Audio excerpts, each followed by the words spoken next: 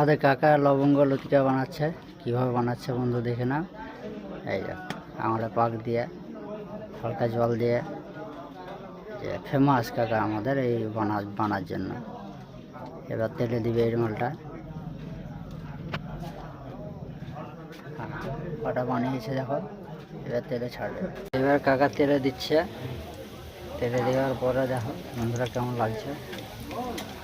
কোয়ালিটিটা দেখেছো দোস্ত, কাকার মাল কিন্তু খেলেই অপূর্ব জিনিস। কাকার মাল হওয়ার দিকেই, আর শেষের দিকে আপনাদের দেখাবো পুরো ভিডিওটা। বাস কাকা এই রসে দিয়ে দিল, এবার খাওয়ার জন্য উপযুক্ত হয়ে গেল। রসে ঢোকার পরে দেখবো কেমন লাগে দোস্ত। ভালো যদি লাগে এই কাকার ভিডিওটা একটা শেয়ার করবে।